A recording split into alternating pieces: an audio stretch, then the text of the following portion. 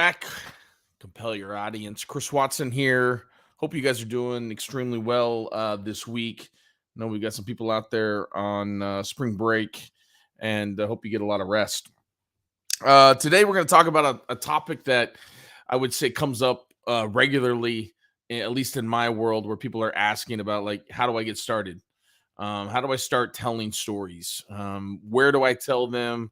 How do we know if we're telling the right ones? And really, just like anything else, it takes practice, it takes time, it takes effort, but you've got to feel comfortable and confident enough to get started. So today we're going to talk about three ways that you can start telling strategic stories within your organization and to the other audiences you have. I always like to kind of kick things off with this topic of asking people to analyze the stories in their own world, in their own life, that have the greatest impact. If you think about your buying decisions, and what stories impact you, that's a great place to start. If you think about that, every story, everything we buy, every relationship that we invest in, anything that we really do that is a change of action, a change of behavior, all comes from what we perceive as a better future. And the story that was given to me is a better future. I mean, you could date that all the way back to, I remember as a kid growing up that you would see a lot more billboards and advertisements for people that would smoke cigarettes or that would drink a certain beer. And based upon that cigarette or that beer, they were painting a picture of a better life, a better future, a better world. And the taglines always were super silly, about you think about Miller High Life, right? And it was always about, when you're drinking Miller High Life, you're living the high life, you're living the best life you can. And that is all about future. That if you use our product, it will create a better future for you, or it will manifest itself into the person that you want to become.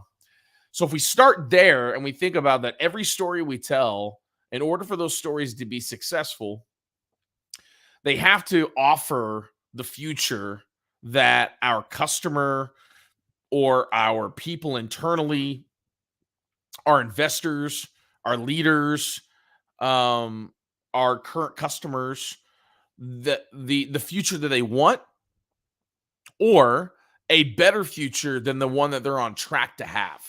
And that's the first place to start.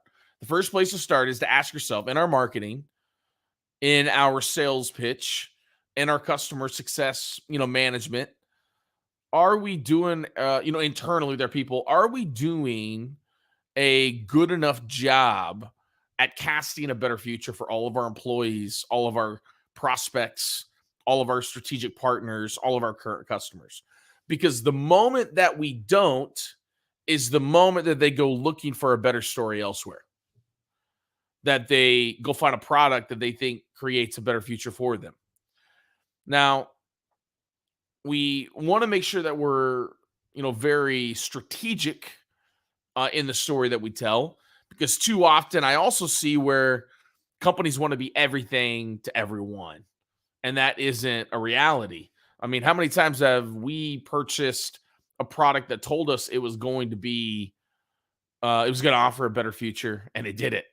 Whether that be a car, whether that be a pair of running shoes, whether that be a meal, whether that be a vacation, and we felt cheated, we felt deceived, we felt let down. You don't want your audiences to feel that way, working with you, working for you, buying your product or service, and then also maybe giving a referral. So let's talk about really the three ways you can get started.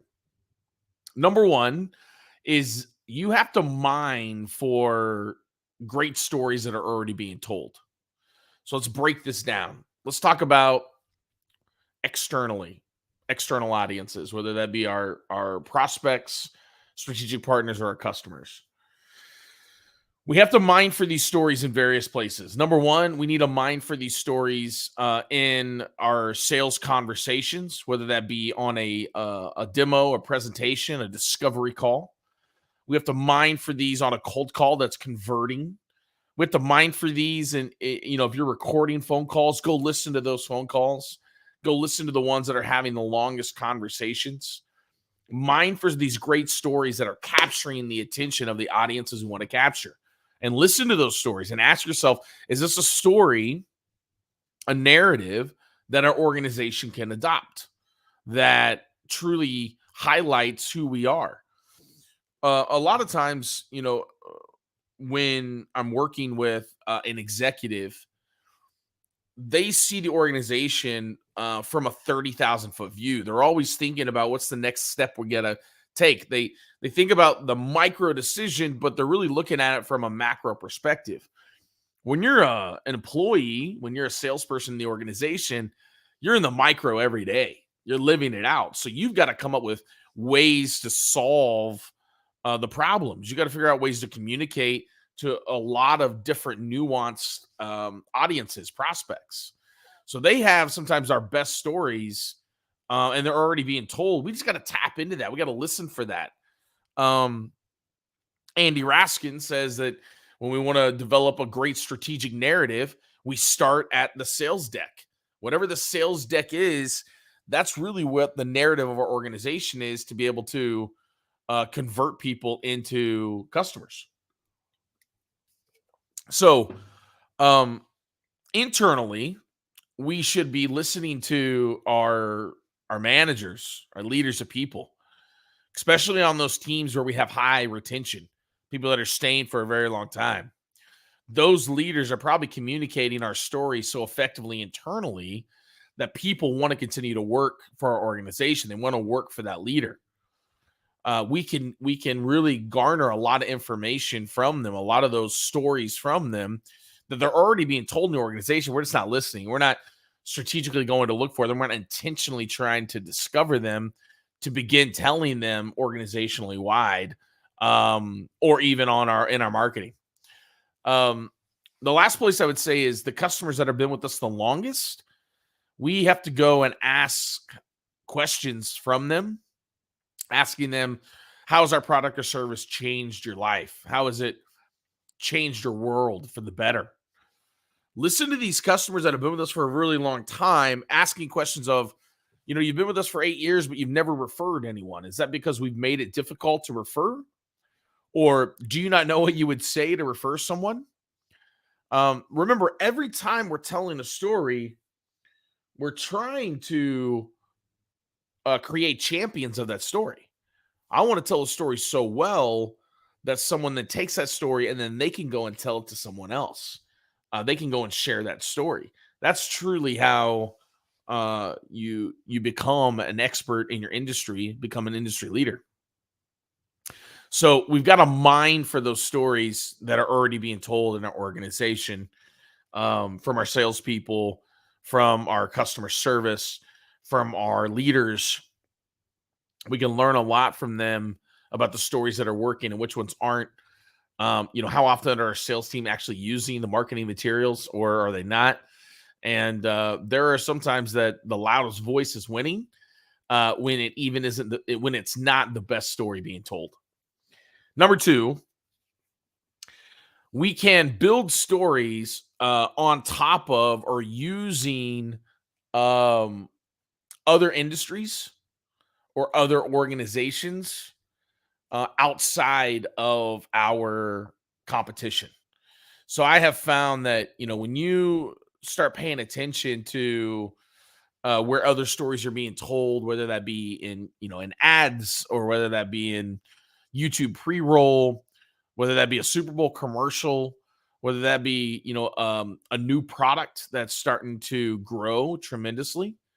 Well, let's go see what stories they're telling, the framework of the story, what's the future that they're offering people. And I can use that to almost jump off of that for my own product, my own service. We can learn a lot outside of our industry. I think what I know is that if all I do is read books, traditional books on storytelling, I get lost in storytelling. I have to start, listening to the kindergarten teacher. How do they tell stories? I have to start listening to my son, who is the kindergartner. How does he tell stories? And I can learn a lot more from those sources than I can the books, because the books are all saying the same thing. Just like in our organization, we're all saying the same thing. Inside our industry, we're all saying the same thing. I need to get outside of that bubble and hear how other people are using stories and what stories they're using, and see if we can garner anything from that, pull from that, mine, from that, learn from that, and build on the backs of it. So I think there's a lot of times that we can build on the stories of other industries and other strategic partners and hear how they are selling us or how they're communicating who we are and what we do, without us having any hands on it or any decision making into whatever story is being told. And we can learn from that and build upon it. Number 3 is, once we've mined for these stories, once we've built these stories, once we've looked outside of our own sphere for these stories, we need to share our stories in places that provide green space. So let's define what green space is. Green space is not white space. It is a space where I get to develop, I get to grow, I get to take time to really work on. I want you to imagine like a garden. A garden doesn't produce fruit the day after I put in all the work of tilling the soil, putting the seeds down, watering it. It takes time. So when we're developing these stories, I have to have a place where I can tell these stories. I can share these stories, whether it be I'm going on podcasts and I'm telling them, I'm going to webinars and I'm telling them, I'm going to current customers and I'm telling them, I'm going inside networking groups and I'm telling them, I'm sharing them with people in my sphere. But I'm trying these things out and working through them, because I find that one of the most important parts about telling a story is the storyteller. And if you don't believe the story, if you don't have some conviction behind the story, it won't convert. It won't win. It won't capture the attention of your audience, because they can tell that you don't believe it. And sometimes with some stories, the first time we tell them, we aren't persuasive. We aren't convicted by the story. But the 7th time I tell it, and hearing myself tell it, and rehearing myself tell it, and realizing some of those words aren't me, and some of those words are, I can get better at telling it. And I can tell it in a way that I'm passionate about. And I can, make sure that the way that I have structured the story is ultimately the way that I want to use in a $1 million deal, in a $500,000 deal, in trying to convert through our marketing team. So you have to have places where you can share these stories in a green space, where you get to grow, you get to try them out, you get to write them down, you get to film yourself doing it.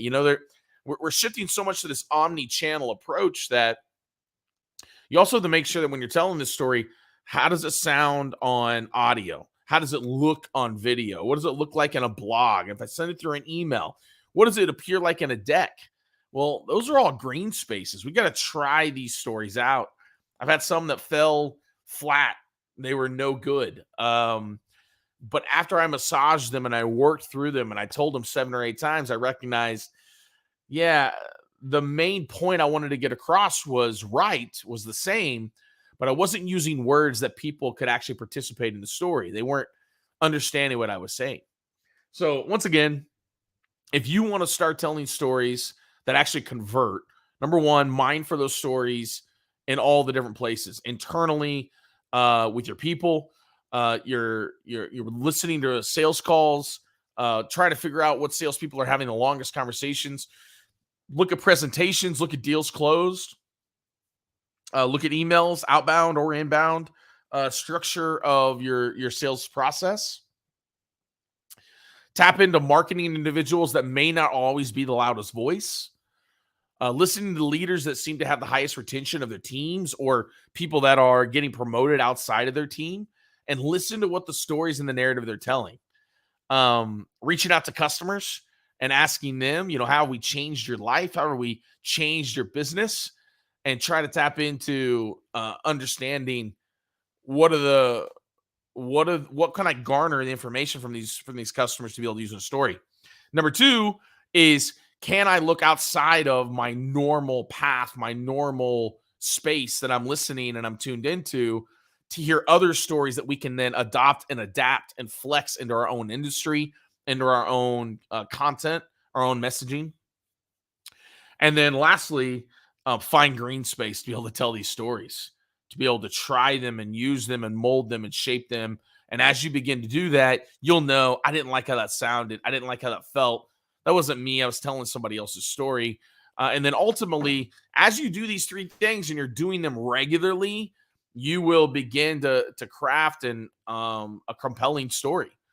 And if you find you're having a tough time of mining for the right stories, of seeking insight and advice outside of your own sphere, and then lastly, being provided a green space to be able to tell them, that's when you reach out to me, to Craft and Compel, and say, hey, I need help in building strategic stories that are going to actually convert inside our organization.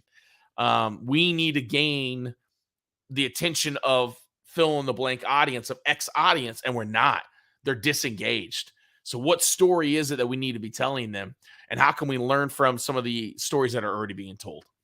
On Tuesdays is just me. Thursdays is tell your story. And we will have a guest every Thursday that comes on that tells a story, that we get to work through this story. It truly is a green space for that guest to work through that story so that we can then help them utilize that story to engage their audience. Appreciate you guys hopping on today. And, once again, you can always reach out here on LinkedIn or at craftandcompel.com.